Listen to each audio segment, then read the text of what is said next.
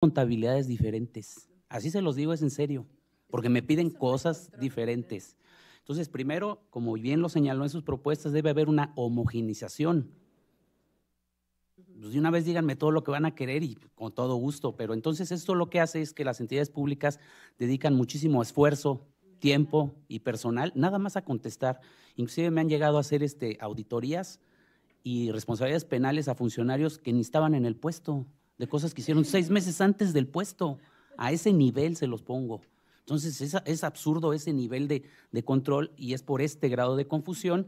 Y al igual que del lado de ingreso, pues una propuesta donde exista inclusive un capítulo constitucional donde quede clara estas definiciones, estas responsabilidades, ayudaría muchísimo al gasto público y sobre todo a la transparencia, que eso es lo más importante. Muchísimas gracias.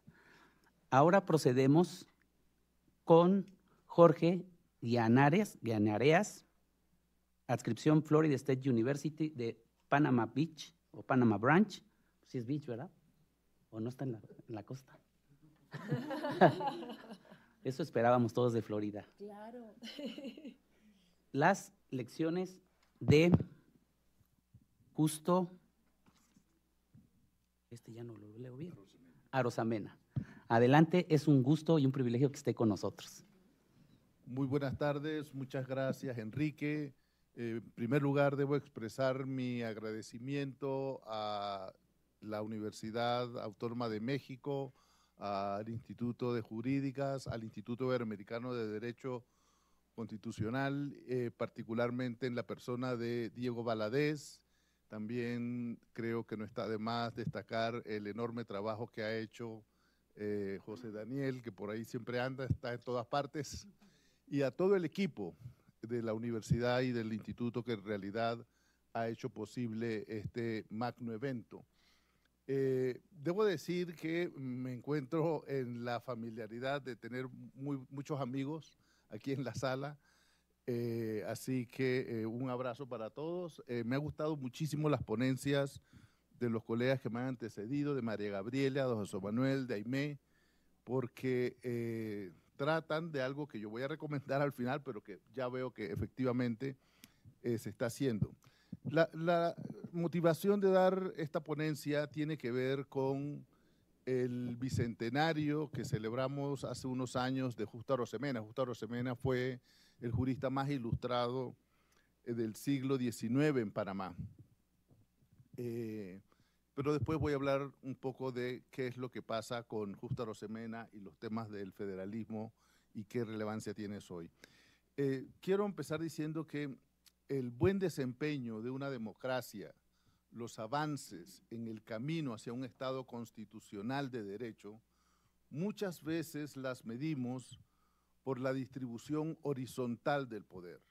Es decir, la mayoría de las veces es una discusión acerca de las relaciones entre legislativo y ejecutivo, es una discusión acerca de los poderes de la Corte Suprema en limitar las acciones o es el activismo judicial. Es decir, estamos muy concentrados en eso que se llama la distribución horizontal del poder, lo cual no está mal, pero sí tiende a dejar de lado el análisis de la articulación vertical del poder. Yo voy a sugerir que, en realidad, el pobre desempeño de las democracias en la conquista de la igualdad, lo que incide a su vez en el desmejoramiento de las preferencias populares y ciudadanas por los regímenes democráticos, tiene mucho que ver con la poca atención que ha recibido la creación de una institucionalidad democrática en el nivel local o subnacional. Como el 16º Congreso tiene como uno de sus motivos celebrar el bicentenario de la Constitución Mexicana de 1824, que es la Constitución fundante de la República Mexicana, me pareció muy apropiado recordar las enseñanzas de quien fue uno de los pioneros del derecho constitucional comparado en nuestra región. Justo Arosemena vio en su infancia la independencia de Panamá de España. Nació en 1817 y creció escuchando en su casa las vicisitudes de la unión de Panamá a Colombia, pues su padre había sido uno de los principales promotores del doble movimiento que transformó a Panamá de una colonia de la monarquía española a ser parte de una república en América Latina. A propósito, Justo Arosemena es uno de los primeros autores que en el siglo XIX usa el término de América Latina para denotar la identidad política de este subcontinente. Pienso que con frecuencia no dimensionamos adecuadamente el tamaño de los cambios que se produjeron durante el siglo XIX en esta región del mundo. Sin proponérnoslo, solemos presentar las instituciones de las nuevas repúblicas latinoamericanas como si no fueran más que la implementación imperfecta de una verdad sabida por todos, cuando en realidad los actores políticos se desenvolvían con un alto grado de experimentación, con un fuerte sentido de pragmatismo y una precaria elucubración teórica. De Justo Arosemena deseo destacar aquí dos momentos que atañen precisamente a la preocupación por la articulación vertical del poder. El primero, y menos conocido, fue el aporte de Justo Arosemena como secretario de la primera convención constituyente panameña que tuvo lugar a finales de 1840, cuando el Estado del Istmo, que así se llamaba, se declaró independiente de la Nueva Granada en medio de la Guerra Civil Colombiana y una crisis generalizada que se conoció como la Guerra de los Supremos. Justo Arosemena contaba con 23 años en ese momento y recién había regresado a Panamá luego de residir unos meses en Nueva York, donde publicó su primera obra y que firmó como un joven americano. Aunque no contamos con los detalles que rodearon la preparación del manuscrito de ese primer borrador de la primera Constitución panameña, sabemos que el joven Justo Arosemena elaboró un manuscrito. Hoy lo que se ha impreso es un manuscrito en el que podemos ver ideas diferentes a las que se aprobaron en la Constitución. Por ejemplo, según el manuscrito de Justo Arosemena, el artículo primero decía así: el Estado del Istmo se compone de todos los departamentos reunidos en una misma asociación política por su común utilidad. Es decir, la célula que integra el Estado es una organización política local, que aquí recibe el nombre de departamento, pero que ha recibido otros nombres en otros momentos.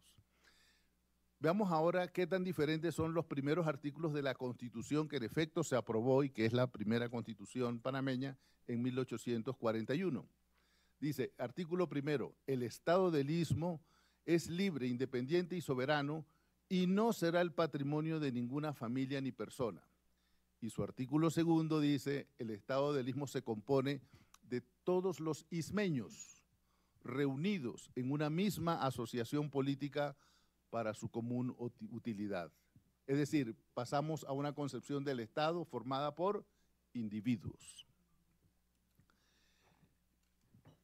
En el resto de la Constitución de 1841 no se menciona absolutamente nada sobre ninguna entidad subestatal y se deja al arbitrio de la ley el gobierno de las secciones en que se divide el Estado. Es decir, desaparece ese nivel subnacional de la Constitución. El segundo momento sobre articulación vertical del poder, que este sí ya es mucho más conocido, en que Arosemena ahora sí incidió con éxito, fue la creación del Estado Federal de Panamá a raíz de la Constitución colombiana de 1853, que fue una constitución que planteó ya un régimen más abierto, más de reconocimiento de las provincias. El Estado Federal de Panamá es un ejemplo de poder constituyente otorgado, pues fue un acto aprobado por el Senado en Bogotá en 1855 que hizo posible que hubiese la Constitución del Estado Federal de Panamá. Ese trabajo sobre el Estado Federal de Panamá fue en realidad impulsado por Justo Arosemena y él fue el que redactó esa Constitución. El primer artículo de esa Constitución de 1855 dice: las provincias del Istmo de Panamá, a saber, Panamá, Azuero, Veraguas y Chiriquí, forman un estado soberano, pero no independiente de la Nueva Granada. Es decir, nuevamente la teoría de que el estado lo forman corporaciones políticas preexistentes, no los individuos.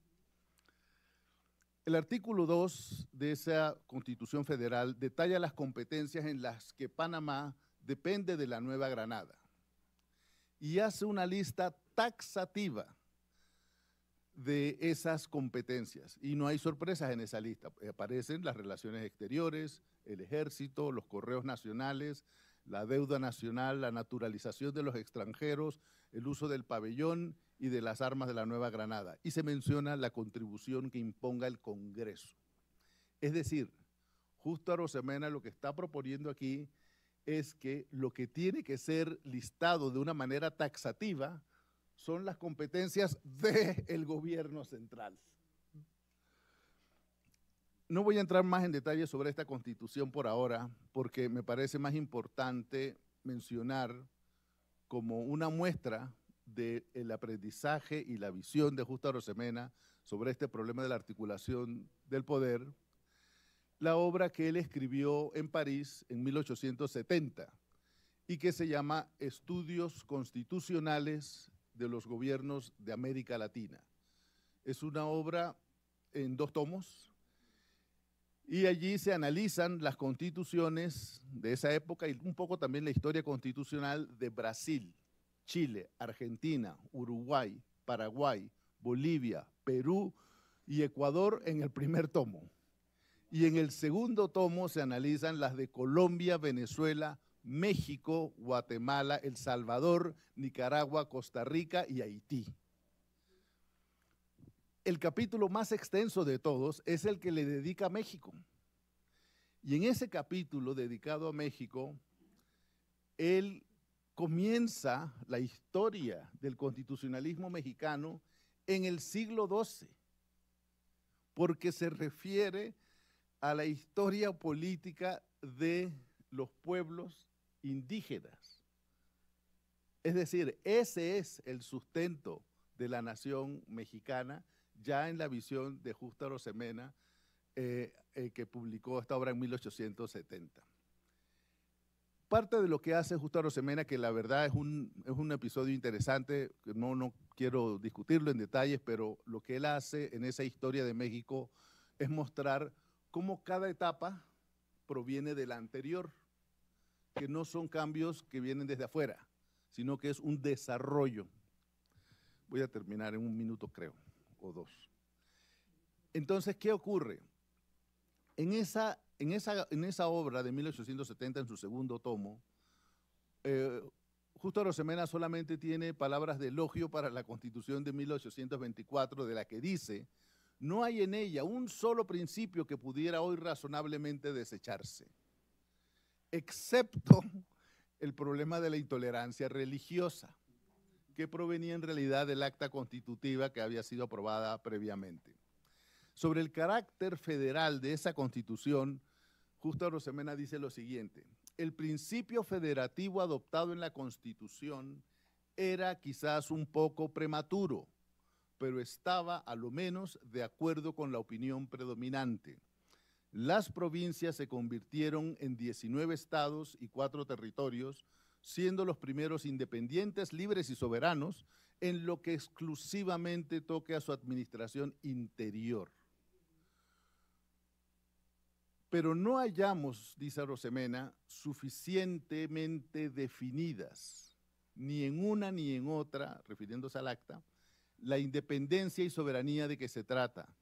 Las facultades de los estados eran propiamente las que el gobierno general no se reservaba. Es decir, era una especie de competencias residuales. Bien, yo quiero hacer un breve salto de 1 minuto al siglo XX en Panamá. ¿Qué pasa con el siglo XX en Panamá? Bueno, Panamá es ya una república independiente y soberana y su gobierno es unitario. fuertemente centralista. Y ahora la articulación vertical que nos preocupa es con los municipios. Menos de 100 años después de la publicación de la obra de Justo Arosemena, César Quintero hizo una ponencia. César Quintero es el gran maestro de todos los constitucionalistas panameños. Hizo una ponencia en un congreso interamericano de municipios que tuvo lugar en la ciudad de Panamá. Luego de delinear el concepto de autonomía municipal y explicar la importancia de la dimensión financiera y la suprema importancia de no reducir la cuestión a un problema financiero, Quintero advierte la necesidad de combatir la tendencia a crear fácilmente municipios. Pero explica el maestro asimismo, combatimos cualquier política que tienda a suprimir y fusionar arbitrariamente los ya existentes. La admonición de Quintero tiene que ver con los fundamentos mismos de la organización política. La mayoría de los municipios, dice Quintero, existía en este continente antes de que se hubiesen constituido nuestros estados. Son así históricamente anteriores a estos. Su existencia real no debe, pues, someterse al mandato formal de la ley. Desde luego, el Estado, dentro del principio y la realidad plenamente vigente de la soberanía nacional, puede crear, fusionar o suprimir municipios en el aspecto puramente jurídico, pero jamás podrá extinguir la existencia real de las comunidades locales sin destruirse a sí mismo. En su alegato a favor de la autonomía municipal, Quintero reitera la tesis de Justo Arosemena que ya examinamos antes, es decir, de mirar la organización política subnacional como una célula constitutiva del Estado. Abogo porque entre las prioridades del desarrollo de un Estado constitucional de derecho y de una teoría constitucional apropiada, se visibilice la necesidad de proveer un marco normativo suficiente y adecuado para que el poder local sea motor del desarrollo local. Creo que este es el núcleo de pensamiento sobre la descentralización que lamentablemente hoy tiende a mirarse más como una cuestión administrativa y se le olvida o se le resta la dimensión política que tiene esa cuestión. Por eso me atrevo a afirmar, sobre todo después de escuchar a estos ilustrados colegas, que uno de los retos del constitucionalismo contemporáneo es abordar la cuestión de la articulación vertical del poder desde una perspectiva de protección de derechos fundamentales. Es decir, mirar que la descentralización, que los poderes del municipio, de la provincia, del Estado federal, son maneras de proteger los derechos fundamentales de las personas. No es acerca solamente de crear nuevos cotos reservados para el poder de alguien. Creo que un enfoque preventivo de la protección de derechos, es decir, no pensar que la protección de derechos tiene que ser acerca de llevar una causa ante un tribunal, sino que mirarlo de una manera preventiva, obliga a dotar de una mayor institucionalidad al nivel subnacional, y ese esfuerzo pasa por un marco normativo constitucional que establezca competencias específicas acompañadas de la debida rendición de cuentas, así como reglas de distribución del Tesoro Nacional que tengan a la equidad como fundamento y a la generación de evidencias como su método de legitimidad. Muchas gracias.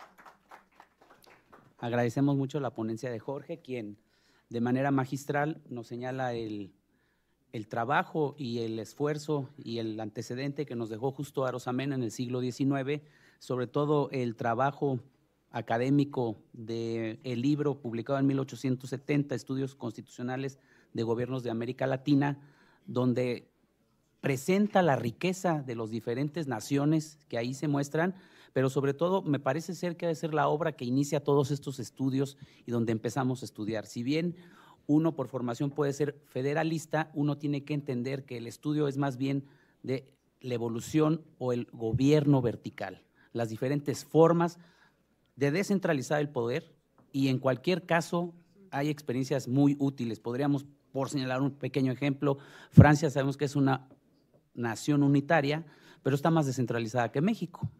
Y España, pues por el estilo, con las autonomías, etcétera. Entonces, el tema realmente es la descentralización del poder, y aquí vemos claros ejemplos de la importancia que tiene este tema. Muchas gracias. A continuación, cedemos el uso de la voz a la doctora Mariola Urrea Corrés, de la Universidad de Rioja, con el tema el federalismo fiscal en la Unión Europea a la luz de la jurisprudencia del Tribunal de Justicia. Muchas gracias. Adelante. Muchísimas gracias, Enrique. ¿Sí? ¿Se escucha bien? Sí. Muchísimas gracias, Enrique, y quiero también comenzar a la institución que nos acoge durante esta semana. Personalizo la felicitación en el profesor Diego Valadés y felicito por esa capacidad para configurar un espacio de conversación, de diálogo jurídico sobre constitucionalismo durante esta semana en México. Y te agradezco, Diego, la posibilidad de estar aquí con todos ustedes y compartir unas breves reflexiones. En 10 minutos mediré los minutos no en formato Panamá, sino en formato europeo. ¿Me permites, Jorge, la broma? La reflexión, les decía, la ordenaré en torno a lo que representa el federalismo supranacional de la Unión Europea y cómo este federalismo supranacional de la Unión Europea y la jurisprudencia de su Tribunal de Justicia ha ido modulando el federalismo español. Ahora me detendré un poquito en esto. Un federalismo que la Constitución de 1978, en lo que se refiere a la fiscalidad, salpimenta con claves y con rasgos de confederación. Cuando me refiero a España como una España federal,